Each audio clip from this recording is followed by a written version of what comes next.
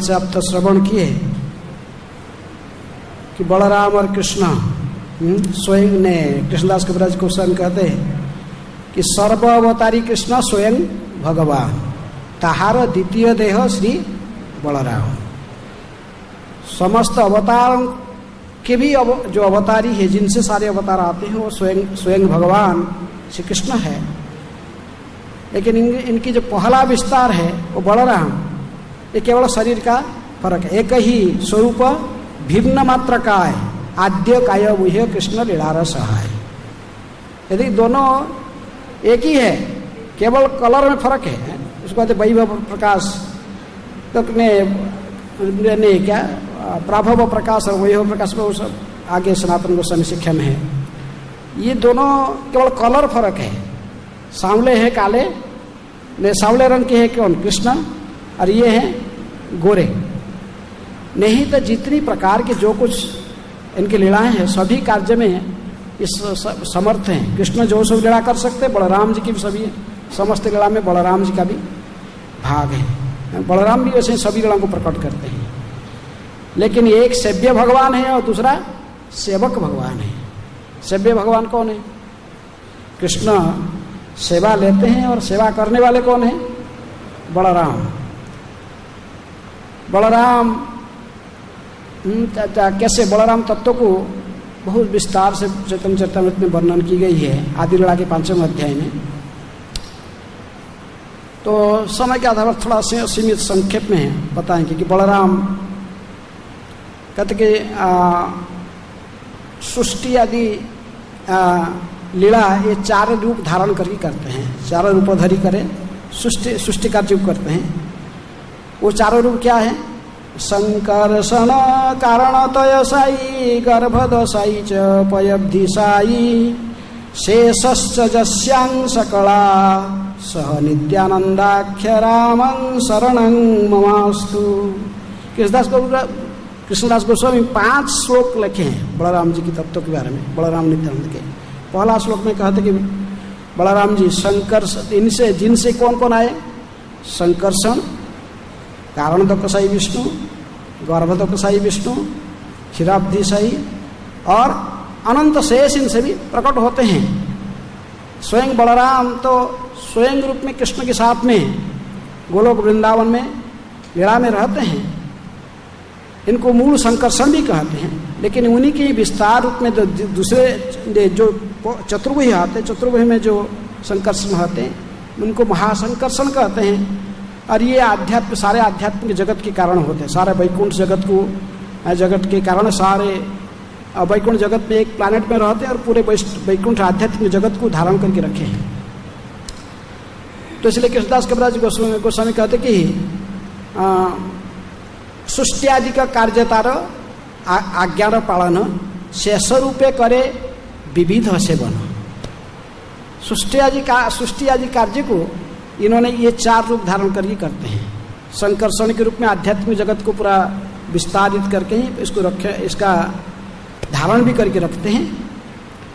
और संकर्षण से ही कारण दकसाई विष्णु जो विस्तारित होते हैं, कारणार्णव सागर में शयन करते हैं, उनके एक श्वास का अवधि ही किसका? परमायु, ब्रह्मा जी का परमायु है। एक बार निश्वास वायु छोड़ते हैं, प्रश्वास वायु लेने में जितने टाइम लगता है, इतना वो एक ब्रह्मा जी का परमायु है।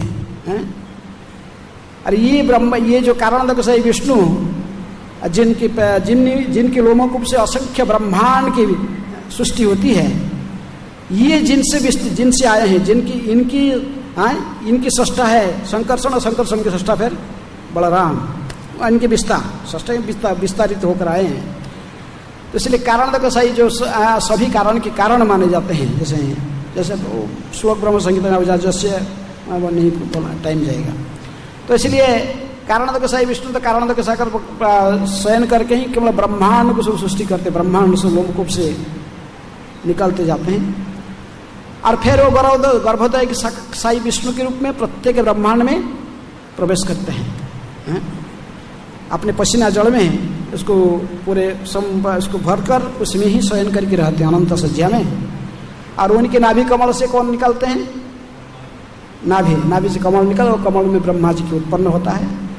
इसलिए कारणोदकसाई विष्णु एक ही है, लेकिन गर्भोदकसाई विष्णु कई है। प्रत्येक ब्रह्मांड है, जितनी ब्रह्मा है इतनी गर्भोदकसाई विष्णु भी है। हमारा जो ब्रह्मांड समझते सबसे छोटा है, और ये इस ब्रह्मांड के जो ब्रह्मा 4 माथा वाले, ये पहले देखे द्वारका में कितनी ब्रह्मा आ रहे हैं, परार्ध मुख वाले ब्रह्मा, लेकिन ये सब ये गर्भोदकसाई विष्णु के नाभि से निकलते हैं। तो इसलिए अन्य जो विष्णु रहते हैं क्षीरोदकसाई विष्णु, ये परमात्मा के रूप में ये प्रत्येक जीवात्माओं के हृदय में निवास करने वाले हैं। और जो दुष्टों को विनाश करना, संतों को पालन करना, इनकी काम है। ये क्षीरोदकसाई विष्णु ही भिन्न भिन्न अवतार लेते हैं, अवतार धारण करके ये भी राक्षसों को वध करते हैं और संतों को पालन करते हैं। और अनंत शेष जो रह गए बात में, अनंत शेष सभी प्रकार की सेवा करते हैं। हम जो बैठे हैं जरा मंदिर, कृष्ण बलराम मंदिर है, आप जो मंदिर की कभी कई मंदिर निर्माण करना चाहते हो, पहले भूमि पूजन करके वहाँ किसको स्थापना करते हैं? ऐसी प्रकार आध्यात्मिक जहाँ भी है ब्रजमंडल, जो संपूर्ण ब्रजमंडल है, ये ब्रजमंडल को कौन है? ये स्वयं बलराम अपने को विस्तारित करके ही ब्रजधाम के रूप में शांत भाव से सेवा करते हैं। किसकी? विविध सेवन कैसे करते हैं? शांत रस में ये अपने को विस्तारित करके पूरे ब्रजधाम के रूप में विस्तारित हुए हैं। जितने भी पेड़ पौधे, मयूर, पशु पक्षी, ये सब उनके ही विस्तार है। ये धाम की जो देख रही है, ये धाम के रूप में स्वयं बलराम ही विस्तारित है। केवल वृंदावन की तो ईश्वरी है कौन? राधा रानी, लेकिन पूरा ब्रज की मालिक बलराम जी है। वो आपको कहीं भी निवास करने के अधिकार दे सकते हैं। बलराम जी अन्य जितने भी वन है, और कृष्ण किसी इंटरफेयर नहीं करते हैं ना। बलराम और राधा रानी में बहुत संपर्क अच्छे मर्यादा के साथ है। यदि कहीं रास्ता पर जाते हुए राधा रानी देखती कि इस बलराम जी के चरण चिन्ह यहाँ पड़ा है, वो इस मार्ग में गोवर्धन के तलहटी में इस मार्ग में गए, फिर राधा रानी अपने मार्ग बदल देती, उस मार्ग में नहीं जाती। बलराम जी जब देख लेते कि राधा रानी के चरण चिन्ह, तो तुरंत वहां से घूम जाते हैं, अपने मार्ग बदल देते। क्योंकि इसलिए वो शांत रस में तो पूरा धाम के रूप में स्वयं को विस्तारित किए हैं। तो संक्षेप में केवल बोल रहा हूँ कि समय के आधार पर। तभी दास्य रस में ये भी भगवान की सेवा करते हुए दास अभिमान सदा रखते हैं। जैसे नित्यानंद प्रभु सदा गौरांग के दास मानते हैं अपने को, कि जैसे आप महाराज के लेक्चर सुने कि वही बलराम, वही नित्यानंद और लक्ष्मण के रूप में भी अन्य लीला में, रामचंद्र की लीला में तथा गौरांग लीला में भी पधारे थे। तो ये सेवा के रूप में आपकी सेवा अभिमान रखते हैं। जब ये वो प्रसिद्ध लीला ने कृष्णदास कविराज गोस्वामी आप दास्य रस के उदाहरण देते हुए एक लीला को व्यक्त करते हैं। कृष्ण ने चैतन्य चरितामृत में एक श्लोक कोट करते हैं भागवत की। भागवत से जो भी दुर्योधन की पुत्री लक्ष्मणा के साथ, लक्ष्मणा को शांब ने हरण किया और सभी जो कुरुवंशी मिलकर इसको अरेस्ट कर लिए, बंदी बना के रख लिए। खेल लगाने वाले कौन थे? नारद मुनि है। नारद मुनि वहाँ से आ गए, मैसेंजर बनकर द्वारका में पहुँच के इनको कुरुवंशी को हैं बंदी बनाता है कि जदुवंशी को, पहले तुम लोग खा पी के सो रहे हो, वहाँ तुम्हारे राजकुमार बंदी कर लिया वो लोग कुरुवंशी। बस कुरुवंशी तो क्षत्रिय का खून है, गर्म हो गया। बोले अच्छा कौन है, इतना हिम्मत है, सब लड़ाई के लिए तैयार हो गए। लेकिन बलराम जी कहे कि नहीं यार, ये सब घटना बलराम सुन लिए कि दुर्योधन की पुत्री है। बोले ये दुर्योधन मेरा शिष्य है चिंता मत करो, मैं जाके उसको समझा दूंगा, मैं लेके आऊँगा शांति का, दोनों को वर कन्या को लेके आऊँगा, मुझे ही, मैं अकेले ही जाके सब समाधान कर दूंगा। फिर भी उद्धव के ही 2-4 लोग उनके साथ गए। बलराम जी कहे कि मैं पहले समझाता कर सकूँ, जो नहीं होगा तो फिर युद्ध करना, अभी शांत हो। अब बलराम जी ने पहुँचे कहाँ?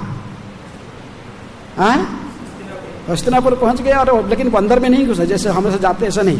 बड़ौर में एक जगह में कैंप डालकर वहाँ रहे, खबर दिए दुर्योधन को तो हो जाएगी। दुर्योधन को खबर, दुर्योधन के पास में खबर पहुंचा कि बलराम जी ने पधारे हैं, स्वयं साक्षात बलराम स्वयं आए। सुनकर तो सारे कुरुवंशी बड़े प्रसन्नचित्त होकर भागे हैं। विशेष रूप में दुर्योधन भागा और वो सब लोग गए, बलराम जी को प्रणाम किए, बहुत सम्मान किए, इनको आए सम्मान करके इनके चरण अभिषेक आदि इनका आरती आदि करके इनको यथोचित सम्मान किए। लेकिन बलराम जी ने कहे कि ये इससे मुझे प्रसन्न नहीं कर सकते, पहले उनको लेके आओ, लक्ष्मणा को और सांब को एक साथ में क्या पति पत्नी के रूप में मैं देखना चाहता हूँ। ये दोनों को मेरे सामने लाकर समर्पण करो। ये दोनों को पति पत्नी रूप में आए, इसमें कोई बातचीत नहीं होगा, बस सीधे लेके आओ उनको। हाँ, लक्ष्मणा को लेके आओ सांब के साथ में। सांब को बंदी बनाने का आपको इतनी हिम्मत हो गई, इसकी बंदी बनाया, दोनों को सब पति पत्नी रूप में मैं देखना चाहता हूँ। ये बात को सुनकर उनको भी खून गर्म हो गया। किसका? कुरुवंशियों की। दुर्योधन कहे कि अच्छा, अरे हम ही हस्तिनापुर के सिंहासन में बैठे था, हमें पूरा विश्व के सम्राट है, और ये जो द्वारका में रहने वाले ये गाय चराते थे क्या कहा वृंदावन में, और आगे द्वारकाधीश बन गए। द्वारका ये जदुवंशी वो हमारा अधीनस्थ राजा है, हमारी कृपा से इनको क्षत्रिय, वो द्वारकाधीश के रूप में कृष्ण क्षत्रिय धारण करते हैं, मुकुट धारण करते हैं, सिंहासन में बैठते हैं। अभी सब भूल गए, हमको ऑर्डर देना शुरू कर दीजिए। ये तो हमको भी आके ऑर्डर दे रहे हैं, आदेश दे रहे हैं।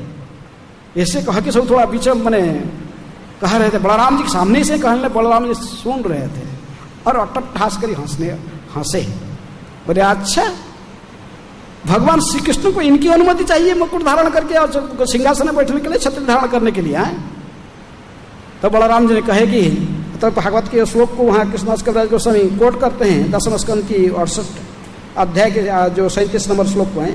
जस्यांघ्रि पंकज रजो अखिल लोकपालयी मल्युक्तमयी धृतम उपासितम तीर्थ तीर्थम ब्रह्मा भव अहं अपि जस्य कला कलाया श्रीश्चो एम शिरस्य नृपासनं को। तो कहे कि नृपासन क्या, ये सिंहासन क्या है, तुच्छ बात है। अरे हम सब इनके सेवक है। शिव ब्रह्मा आदि जितनी देवता लोग, मुनि ऋषि महर्षि सब कृष्ण के दास मानते अपने को, और स्वयं में मुझे गुरु मानता है। ये कौन? बलराम। उसको पता नहीं कि मैं भी स्वयं उनकी दास है। किसकी? कृष्ण की दास हूं। उनके आदेश पालन करने के लिए हम सदा तैयार रहते हैं, और उनकी प्रति ऐसे वाक्य ये उपयोग कर रहे हैं। बड़े हंसने लगे और पूरा अपने लंगड़ को बढ़ाए हैं। बलराम जी के लंगड़ जानते हैं, दिव्य लंगड़ है, ऑर्डिनरी नहीं है किसी। वो जितनी तक बढ़ाना चाहेंगे बढ़ जाएंगे, सृष्टि के अंत तक। जितने छोटा करना चाहेंगे तो छोटा भी हो जाता है। तो आपने लंगड़ को खोले और बढ़ाए बस। हस्तिनापुर के चारों साइड में ऐसा ही लंगड़ में पूरा क्या कर लिए, दाग लगा दिए। दाग लगा के ऐसा बोले हस्तिनापुर को उखाड़ के पूरा फेंक दूंगा गंगा में, ये रहेगा ना, ये इनका घमंड रहेगा। और जो चार साइड खोल के पूरा छेद बना कर उसको उठाने लगे, भूमिकंप सर पे सब हिलने लगे सब लोग। भीष्मदेव डांटे, बोले कि क्या कर रहे हो तुम लोग, किसके साथ टक्कर देने जा रहे हो? ये बलराम, जिनकी अंश अनंत से जिनकी विस्तार है, जो हजारों फणा में सारे ब्रह्मांड के एक सोरसों की दाना के समान सिर पर एक सोरसों की दाना पर दाना के समान एक ब्रह्मांड रुका हुआ है। वो जानते हो खाली सिर हिला देगा तो सब खत्म हो जाता है, और उनके साथ टक्कर दे रहे हो। तुमको तुम्हारा कोई भी तुम सोचते हो कि करना है, तुम्हारे पास सब बड़ा सब दिव्यास्त्र रखे हो, बहुत कुछ काम नहीं करेगा, उठा के सबको फेंक देंगे। तुरंत जाओ, सांब को लेके आओ। किसके साथ? लक्ष्मणा के साथ। तुरंत लेके इनके चरण में समर्पण करो, यदि बचना चाहते हो, नहीं तो तुम्हारे कोई हमारे किसी की भी शक्ति सामर्थ्य नहीं है उनके साथ लड़ाई करना है। तो ये बात को सुनी भीष्मदेव सब तुरंत भागा है। लक्ष्मणा को सांबो को ला के तुरंत बलराम के चरण में अर्पण कर दिए। यहाँ कहने का मतलब बलराम जी की दास का अभिमान है। जैसे नित्यानंद प्रभु को चैतन्य की दास, लक्ष्मण जी को राम की दास, इसी प्रकार बलराम जी स्वयं अपने कृष्ण का ही दास अभिमान रखते हैं। ये सेवक भगवान है, तो इसलिए सदा सेवा करना चाहते हैं। और शांत दास्य साख्य भाव से भी ये सेवा करते हैं कृष्ण की, बलराम जी सखा।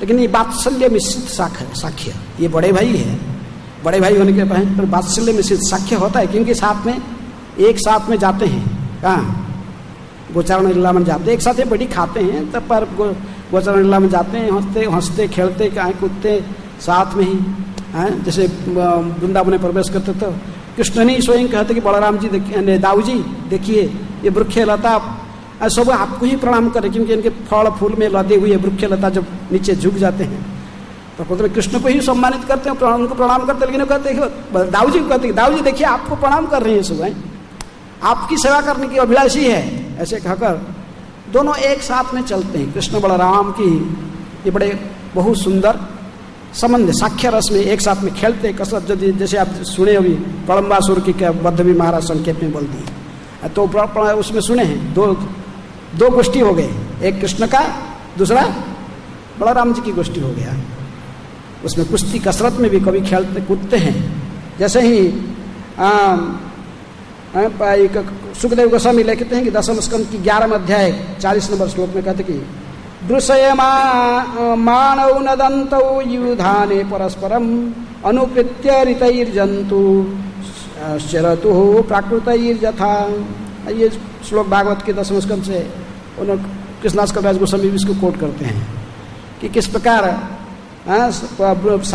दृश्यमान, कभी कभी कृष्ण बलराम ऐसे कपड़े को ढांक कर मुख में कैसे बन जाते, ब्रुस माने क्या, बैल जैसे हैं, बैल जैसे ऐसे सिर से लड़ाई करते पशु की तरह, कभी पशु पक्षियों की आवाज को नकल करते हैं, कभी कई प्रकार के जो ऐसे साख्य रस के ही लीला भी है। लेकिन साथ साथ हम जानते हैं कि जब ये घर से निकालते हैं नंदगांव से, तो यशोदा बोलती है, ए बलराम कन्हैया नटखट है, तेरे भरोसा में छोड़ता हूँ इसको देखभाल करते रहना। हाँ ये किसको, बलराम कन्हैया तो मुस्कुराते, बलराम जी कहते हाँ यशोदा मैं चिंता मत करना, मैं हूं ना, मैं देखभाल कर लूंगा, पूरे कन्हैया को संभाल लूंगा। तो इस प्रकार कन्हैया के साथ में है। अब बलराम जी की साख्य रस में भी सखा के रूप में आए, एक साथ में निकालते, यदि वो बड़े भाई होने के नाते इनके रहे।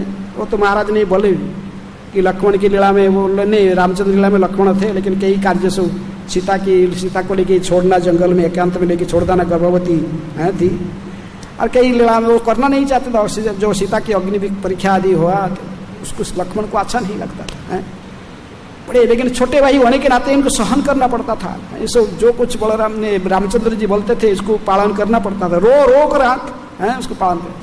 तब से प्रतिज्ञा ले लिए थे, भविष्य में कभी भी लीला में आऊंगा, कभी भी छोटे भाई बन के नहीं आऊंगा।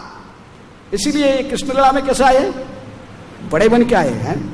इसलिए दाऊ जी, भगवान दाऊ जी कहकर तो फिर उनको थोड़ा सम्मान करते थे।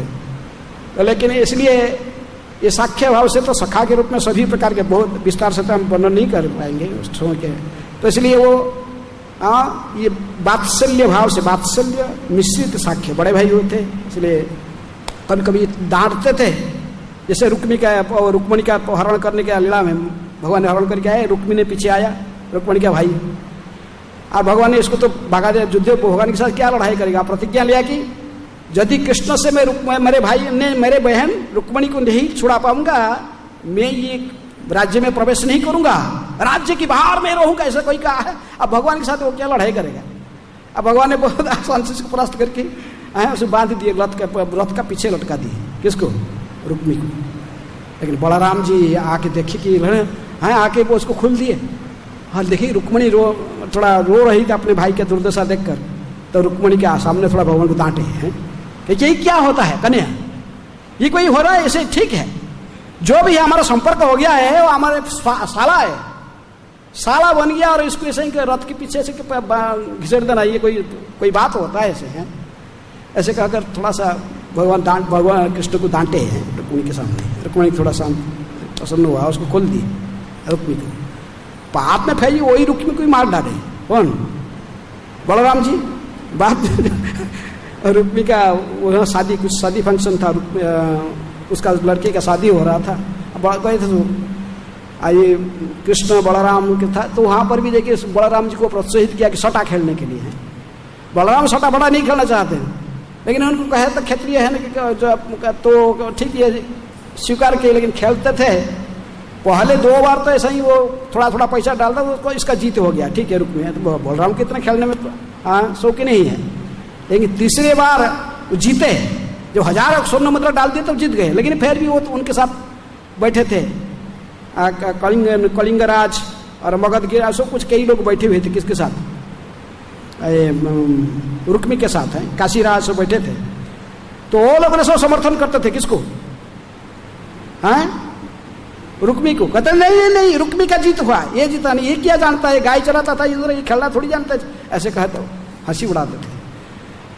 लेकिन तीसरे देवता लोग ने तीसरी बार फिर जब बलराम जय हुआ, देवता लोग ने स्वर्ग में, ये लोग ऐसे बोल रहे थे, देवता लोग ने स्वर्ग में से कहे कि बलराम ये तुझे ठग रहे हैं, तुम्हारा जीत हुआ है, ये जो देवताओं की वचन सुन, लेकिन फिर भी ये लोग नहीं मान रहे थे। जब बलराम जी उठाए अपने गदा, लगा एक पहाड़ जो प्रहार है किसको, रुक्मी का सिर समाप्त कर दिए हैं। अभी रोमहर्षण की बात सुनते थे, खाली ऐसे घास लेकर क्या वो उस घास को ऐसे टच करा के उनका जान ले दी। बलराम जी बड़े इसी लीला में, बलराम की लीला में थोड़ा ऐसे लड़ा, लेकिन वही जो नित्यानंद प्रभु के रूप में आए हैं, कितनी दयालु बनकर आए हैं। पिटाई भी किया, कौन, माधाई ने फेंका शराब के कुलो, सिर फोड़ गया, तब भी बोलते थे कि मारा है, मारा था मारा है, लेकिन बोलो आओ आओ माधाई है, बोलो हरि है, हरे कृष्ण तो बोलो है।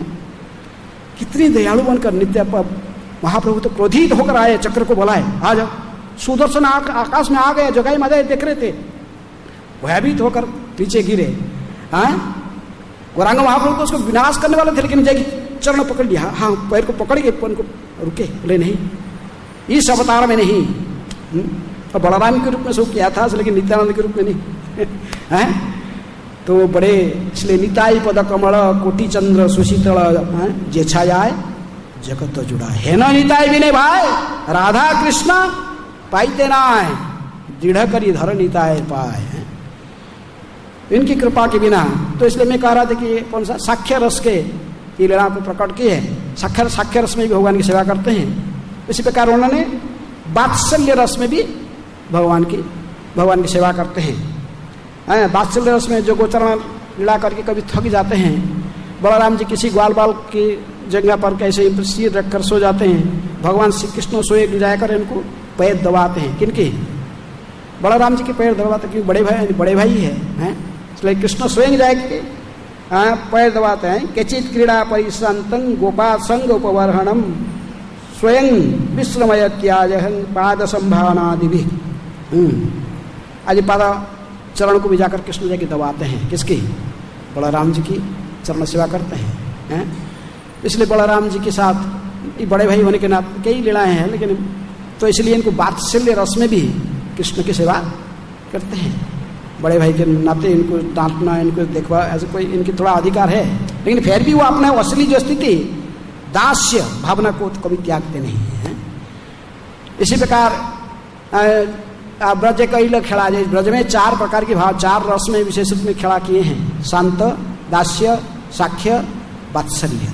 कृष्णदास कविराज गोस्वामी कहते कि ये चारों लीला में, चारों रस में बलराम जी कृष्ण की सेवा किए हैं। लेकिन और भी आचार्य विश्वनाथ चक्रवर्ती ठाकुर और अन्य रसिक आचार्य जो है कहते हैं कि प्रकृति में ये माधुर्य रस में भी सेवा करते हैं कृष्ण की। माधुर्य रस जैसे नित्यानंद की शक्ति कौन है, जानवा नित्यानंद प्रभु का ही शक्ति है, उन्हीं के ही विस्तार है। इसी प्रकार ये अनंग मंजरी है, जानवा माता कौन, अनंग मंजरी है कौन, राधा रानी की छोटे बहन है।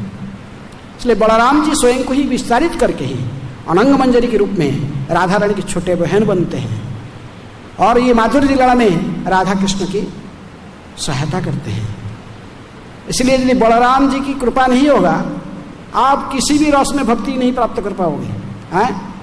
इनके नाम शेष है, ये सारे सेवा को अकेले ही शेष कर देते हैं। कृष्ण का जितना सेवा, सारे सेवा का अधिकार किसका है, बलराम की, वो कोई सेवा छोड़ते नहीं है। इसलिए छत्र, पादुका, सज्जा, उपाधान, वसन आराम आवास यज्ञ सूत्र सिंहासन एतो मूर्ति भेद करी कृष्ण सेवा करे कृष्णेर शेषता पाया शेष नाम धरे। कृष्णदास कविराज गोस्वामी कहते हैं ये अनंत, इनको शेष कहते हैं, ये अनंत कहते हैं, इनकी अनंत, इनकी ये अनंत मुख से तो भगवान की गुणगान करते रहते हैं, लेकिन इनकी गुणगान, इनकी बारे में हम कुछ नहीं समझ जानते हैं कि छोटा पक्षी की तरफ जैसे आकाश तो विस्तार सर्वत्र है, इसमें कोई पक्षी जा रहा है जिसका जितना शक्ति जितने उड़ता है उड़ पाएगा जितने तक, ऐसा ही बलराम जी की शक्ति पर हमारे बारे में समझना इसकी हिम्मत नहीं है। लेकिन बलराम जी फिर भी भगवान की सेवा कहते कि 10 रूप धारण करके करते रहते हैं। छत्र, जो छत्री भगवान के सिर पर ऐसे टंगा जाता है, भाई कहीं अल्टर में रहता है, कहीं है छत्री रूप में ऐसे ऊपर में रखते हैं, कुछ भी, ये बलराम जी का ही विस्तार है।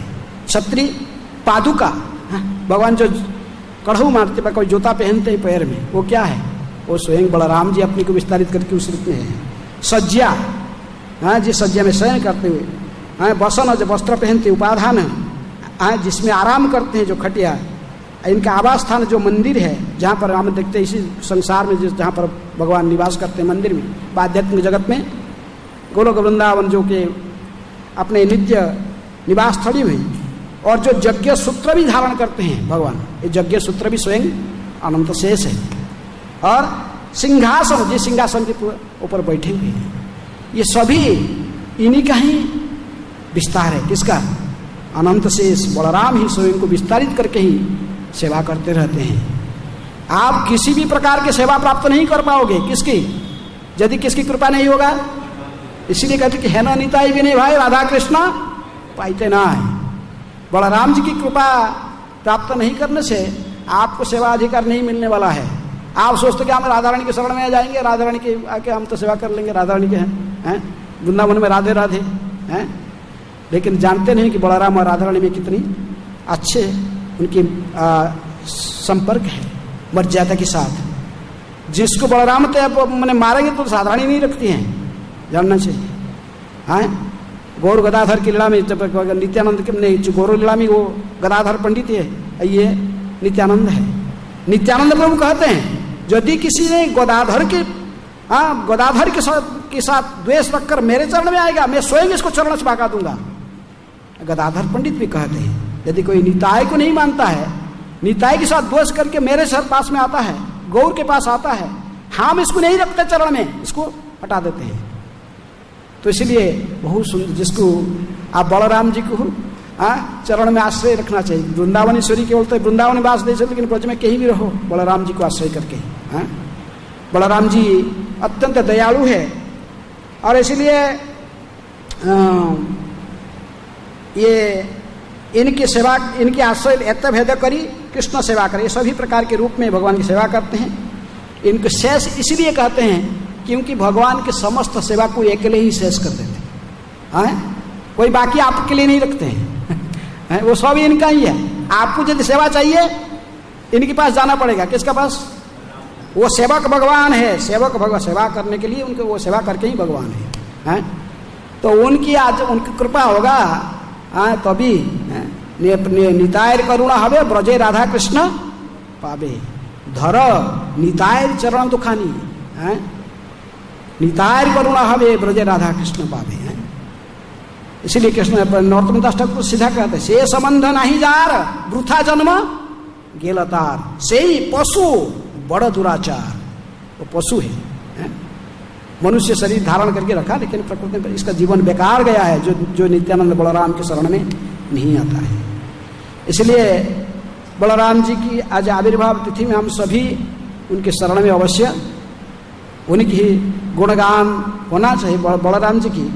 अब बलराम जी के गुणगान को सुनकर कन्हैया बड़े हर्षित होते हैं, प्रसन्न होते हैं, बड़े भाई का कोई इनका गुणगान करता है।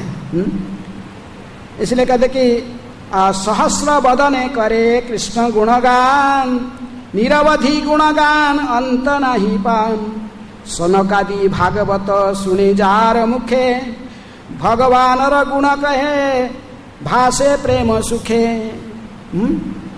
ये हजारों मुखों से अनंत है, ये अनंत काल तक, अनंत समय से है। वो भी इसका आदि अंत नहीं, कौन से प्रारंभ के कोई जानता नहीं है, लेकिन हाँ लेकिन निरवधि वो गुणगान कर रहे हैं, ये अनंत काल तक करते रहेंगे, इनके समाप्त नहीं होता है कृष्ण गुणगान करने में, सदा गुणगान करते रहते हैं। और सनक आदि चार कुमार को भी इन्होंने दिव्य ज्ञान प्रदान किए हैं। ये आकर उन्हीं की मुख से भागवत सुने। किनकी मुख से? ये अनंत की मुख से, अनंत सच की मुख से ही। हाँ, ये चारों कुमार आकर इनसे ही भागवत श्रवण किए हैं। इसलिए किसी भी करने कहते कि इनको किसी रूप में नेग्लेक्ट करके आप भगवान को नहीं प्राप्त कर सकते, डायरेक्ट कृष्ण के पास में नहीं जा सकते किसी की। इसलिए इनकी शरण में जाना जरूरी है, क्योंकि ये समस्त लीला में, सभी रस में भगवान की सेवक है, सेवा करते हैं, तो इसलिए सेवक भगवान है। अभी समय हो गया, 10 मिनट बाकी है। अतः आविर्भाव है विशेष रूप में, जैसे महाराज ने भी श्लोक पढ़े, आप गर्गमुनि की नामकरण पढ़कर सुना है, तो इसी प्रकार उनके नामकरण भी भगवान श्री कृष्ण स्वयं भी किया है। कृष्ण स्वयं उनके जन्म के पहले उनके नामकरण कर दिए थे। कौन? भगवान श्री कृष्ण स्वयं किए। इसका बलराम जी के नामकरण, जो जोगमाया देवी को आदेश दे रहे थे कि आप कृपा करके ये जो मेरे सातम गर्भ जो देवकी का है, जो मेरा ही अंश है, आया है, तो आप कृपा करके उसको ट्रांसफर कराओ। कहाँ से? देवक्या जठरे गर्भं शशाख्यं धाम मामकम तत्सन्निकस्य रोहिण्या उदरे संनिवेशय। भगवान श्री कृष्ण स्वयं जोगमाया देवी को आदेश देते हैं कि देवकी की गर्भ में संकर्षण या शेष नाम से मेरा ही अंश है, तुम उसे बिना किसी कठिनाई से रोहिणी की गर्भ से स्थानांतरित, रोहिणी की गर्भ में स्थानांतरित कर दो। एक थे किसके गर्भ में? देवकी की गर्भ में, सातम गर्भ में थे। तो भगवान ने उस समय भी इनके नामकरण भी कर सकते हैं। बहुत सुंदर प्रसंग है। आप जन्म पूरा खाली जन्म कथा कहने से पूरा क्लास जाता था। तो वहाँ पर बहुत सुंदर वर्णन करते हैं कि कृष्ण कहते कि गर्भ संकर्षणात्तं वै प्राहु संकर्षणं भुवि रामेति लोकरमणात् बलभद्र बलक्षयात्। देखो कोई संसार में सुना कोई छोटा भाई नामकरण करता है बड़ा भाई का? ये बड़ा भाई है ना, दाऊ जी है, लेकिन पहले से इनकी नामकरण कर रहे, पहले जन्म के पहले। अभी माँ की अभी जन्म भी नहीं हुआ, माँ गर्भ तब से नामकरण हो रहा है, नामकरण कर रहे हैं। कृष्ण छोटे भाई बन के बात में आएंगे अष्टम गर्भ में, लेकिन होना जोगमाया के तरह कहते कि ये देवकी गर्भ से निकाल कर रोहिणी की गर्भ में भेजे जाने के कारण रोहिणी की पुत्र बात में संकर्षण भी कहलाएंगे। इसलिए कहते गर्भ संकर्षणात् वही है, एक गर्भ से आकर्षित करके दूसरे गर्भ में भेजे जाएंगे। देवकी की गर्भ से जाएंगे किसी गर्भ में? रोहिणी की गर्भ में। इसीलिए रोहिणी का पुत्र ये संकर्षण भी कहलाएगा। वह गोकुल के सारे निवासी को प्रसन्न करेगा, व इनको आनंद प्रसन्न रखने की क्षमता रखता है, और सबको ये आनंद, गोकुल ब्रजवासी को सबको आनंदित करेगा। इसलिए इनके राम कहलाएगा। इसके नाम एक क्या रहेगा? राम। इनके सभी को आनंद देने वाला है, ब्रजवासियों को प्रसन्न करने वाला है, इसलिए ये राम कहलाएगा। और आपने प्रचुर बलभद्र बलक्षयात्, प्रचुर शक्ति, शारीर के शक्ति के कारण इसका नाम एक रहेगा क्या? बलभद्र।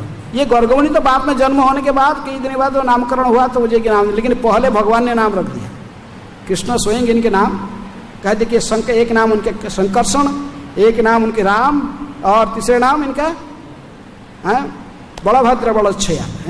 ये बलभद्र इनके नाम होगा। इस प्रकार बलदेव के नामकरण पहले से हो गया था, ये जब इनकी जन्म के पहले।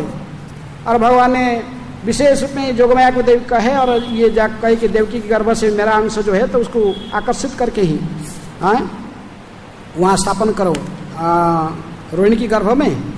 और जब ये जोगमाया देवी ने उनको स्थानांतरित कर रही थी, देवकी को ऐसा प्रतीत हो रहा था कि जोगमाया की देवकी ने सोचने लगा कि बालक खींच करके रोहिणी की गर्भ में स्थानांतरित कर दिया था। तो देवकी को लगा कि बहू से गर्भपात हो गया। फलतः तो विशेष वो महल के सारे निवासियों को भी जोर जोर से रोने लगे, विलाप करने लगे, कहे कि हाय हाय देवकी का बच्चा जाता रहा, गर्भपात हो गया। उनके साथ मिलकर कंस भी आके थोड़ा देखा लेकिन वो भी आके समवेदना ज्ञापन करता था। लेकिन ये तो भगवान की इच्छा से ही स्थानांतरित हुआ देवकी के गर्भ से, क्योंकि वो रोहिणी इनकी ओरिजिनल माता है। किनकी? प्रत्येक स्वयं माता बलराम की रोहिणी है, इसलिए रोहिणी गर्भ में स्थान। क्योंकि ये इसके गर्भ में क्यों आए देवकी गर्भ में? क्योंकि पहले तो सठ गर्भ आ गए थे, आप सुन रहे थे पीछे, वो 6 राक्षस थे, मरीचि के पुत्र थे। बाद में आए वो ब्रह्मा जी की हंसे थे, ब्रह्मा जी अपने पुत्र के पीछे भागते थे, तो इसलिए उनके राक्षस जोनी में आना पड़े। ये हिरण्यकशिपु के नाती बने, नहीं सॉरी मरीचि के पुत्र बने थे, बाद में हिरण्यकशिपु के ही नाती कालनेमि के पुत्र बने सुन हैं। और क्योंकि हिरण्यकशिपु की तरफ ये भी प्रतापी बनना चाहते थे, हिरण्यकशिपु ये तपस्या कर रहे थे ब्रह्मा जी, तो इसलिए हिरण्यकशिपु इनको अभिशाप देके कहा कि तुम दूसरे मेरे से भी बड़ा बलवान बनना चाहते हो, जाओ तुम्हें सभी तुम्हारी पिता के हाथ से ही मरोगे, तुम्हारी बाप ही तुमको मारेगा एक एक करके। इसलिए कालनेमि कौन बना, क्या बना? कंस बना, और उसकी कंस के रूप में अपने पुत्रों को जो मार रहा था, पिछले जन्म के जो पुत्र थे उनको सब एक एक करके मारा 6 को। सप्तम लेकिन देवकी का गर्भ भगवान की रहने के लिए आने, उस गर्भ में आने के लिए, उस स्थान को पूरा पवित्र करने का है, उपयोगी बनाने के लिए ये अनंत शेष उसमें प्रवेश है, शेष प्रवेश करके ही उनका काम है। उस स्थान को पूरा पूरी पवित्र करके क्लियर कर दिए हैं। इसलिए भगवान ने कहे जोगमाया देवी को, अभी जो कार्य जिसके लिए जिस उद्देश्य में गए थे देवकी गर्भ में, वो हो गया, पूरे हो गया। वो पूरे देवकी की गर्भ को मेरे रहने का लायक बना दिए। अभी मैं उसमें प्रवेश करूंगा पूरे 6 ऐश्वर्य के साथ, मैं उस देवकी गर्भ में प्रवेश करूंगा। इनको इसलिए इस गर्भ से कहाँ ट्रांसफर करो? रोहिणी की गर्भ में ट्रांसफर कर दो।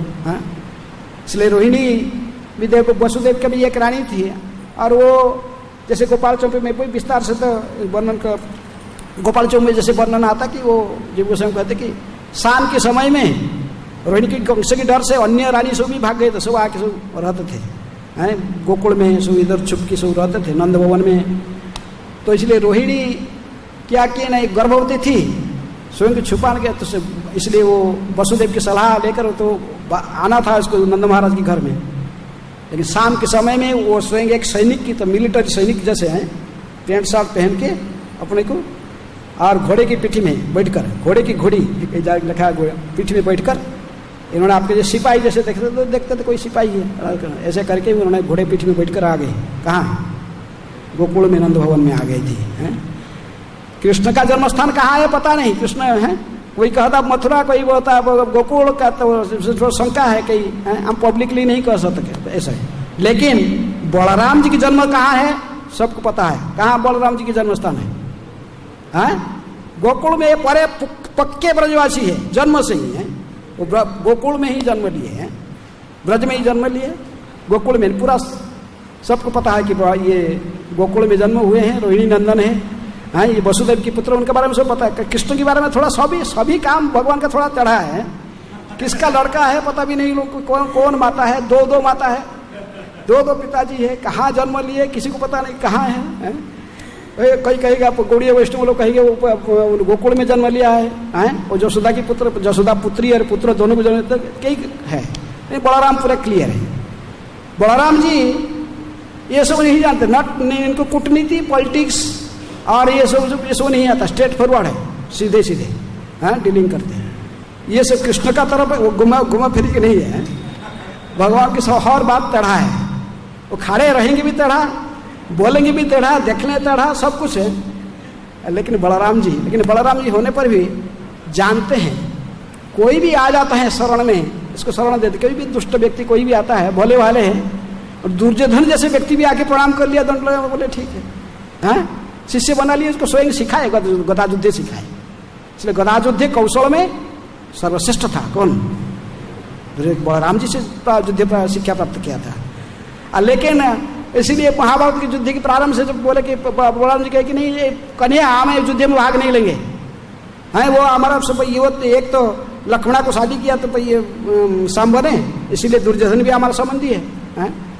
और ये तुम लोग पांडवों लोग बुआ का लड़का है कुंती का, तो इसलिए हमें ऐसे झंझट में नहीं, हम नहीं फंसेंगे।